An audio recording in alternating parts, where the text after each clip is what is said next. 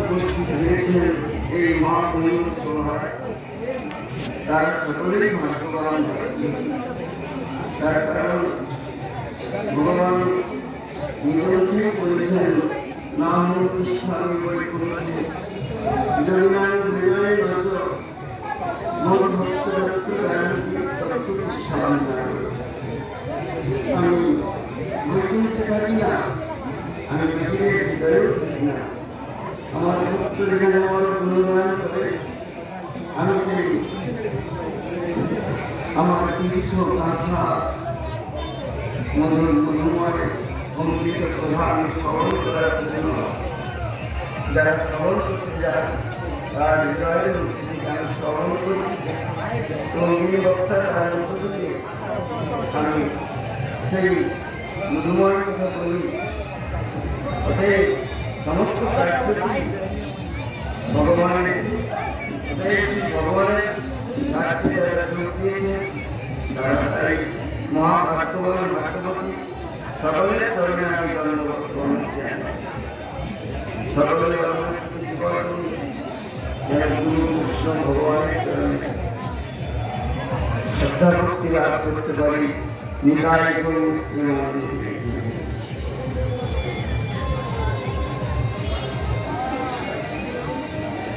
বড় কথা,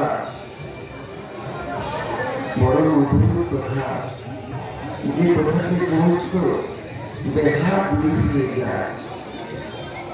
তার মধ্যে আজকের যে এক মহতি সেই নিত্য ভগবানের যে নৈমিত্তিক লীলা, সেই নৈমিত্তিক লীলার মধ্যে শ্রেষ্ঠ প্রমাণ দেওয়া হল এই রাসলীলা। এই রাসলীলা বর্ণনা করার আমার কোনো শক্তি নেই। তবে এই রাসলীলা সম্বন্ধে জানতে হলে প্রথম এই যে এতক্ষণ পর্যন্ত কীর্তন হল, কীর্তনের মধ্যে শেষে গুরু বন্দনা করে বললেন, গুরু মুখ কর্ম বাক্য চিত্তে যে করিয়া ঐক্য আর না করিব মনে আসা।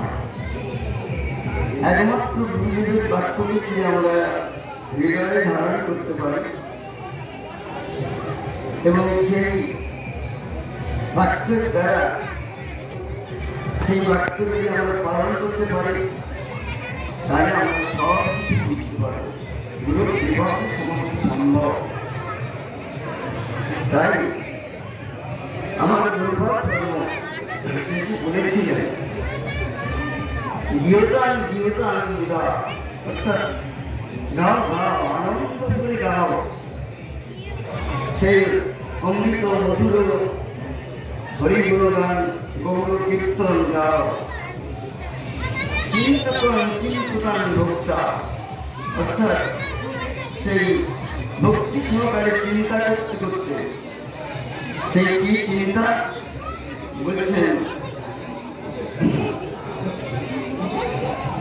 শ্রী চৈতন্য চরিত অমৃত কথা, সেই চৈতন্য মহাপ্রভুর অমৃত চরিত্র কথা আমাদের চিন্তা করে এই জীবনের কথা বলেছে। তো দেখুন, আমরা এই ভাগবতী কথা যে শ্রবণ করছি, আমরা আমাদের নিজেদের যে অবস্থানটুকু আমরা যদি আগে বুঝতে পারি, তাহলে কিন্তু এই সমস্ত ধারণ করতে পারি।